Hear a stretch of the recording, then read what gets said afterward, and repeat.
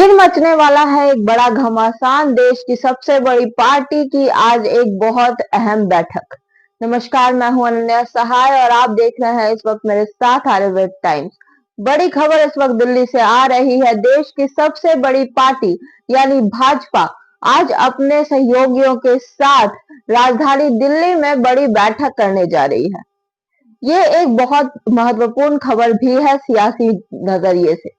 वैसे तो ये बैठक पूर्व प्रधानमंत्री अटल बिहारी वाजपेयी के जन्म शताब्दी समारोह के संदर्भ में हो रही है, लेकिन कहीं ना कहीं इस बैठक का उद्देश्य एनडीए गठबंधन के सहयोगियों को मजबूत रखना और उनके समर्थन को बनाए रखने के लिए भी हो सकता है।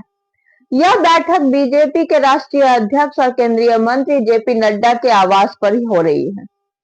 असल में बात यह है कि पिछले कुछ दिनों से राजनीतिक हालातों को ध्यान में रखते हुए बीजेपी के लिए अपने गठबंधन के सहयोगियों का समर्थन बनाए रखना बहुत ज्यादा महत्वपूर्ण हो चुका है, क्योंकि भाजपा के पास अकेले बहुमत तो है नहीं। इस कारण से एनडीए के सहयोगियों के समर्थन को सुनिश्चित करना बीजेपी की सबसे पहली प्राथमिकता बन चुकी है।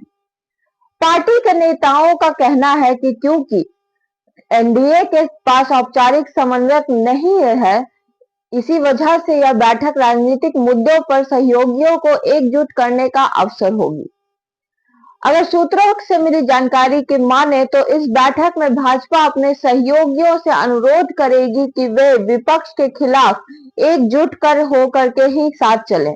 बताया तो ये भी जा रहा है कि बैठक के बाद एनडीए नेता एक संयुक्त बयान जारी कर सकते हैं, जिसमें कांग्रेस व अन्य विरोधियों को कैसे जवाब दिया जाए इस पर एजेंडा तय होगा। खास करके जब बात दलित समुदाय की हो तो दलित समुदाय में इसलिए पार्टी ने बार बार इस मुद्दे को गंभीरता से लेने का निर्णय किया है और एनडीए को एकजुट होकर विपक्षी रणनीतियों का सामना करने की योजना बना सकती है। गौर करने वाली बात तो ये भी है कि 2025 के बिहार विधानसभा चुनाव की रणनीति बनाने के लिए भाजपा ने दिल्ली में अपनी कोर कमेटी की बैठक बुलाई है। 2 दिनों तक चलने वाली बैठक में पार्टी के सभी 31 कोर कमेटी सदस्य शामिल होंगे। बैठक का मुख्य उद्देश्य चुनाव की तैयारी और विपक्षी दलों का मुकाबला करने के लिए रणनीति बनाना ही है। एनडीए गठबंधन में पशुपति पारस की भूमिका पर भी विचार विमर्श होगा। साथ ही साथ पार्टी के संगठनात्मक चुनावों पर भी चर्चा की जाएगी।